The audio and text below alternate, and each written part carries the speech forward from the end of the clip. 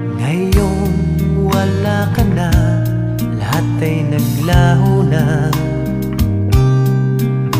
Buhat ng mawalay, nawalan na ng pag-asa.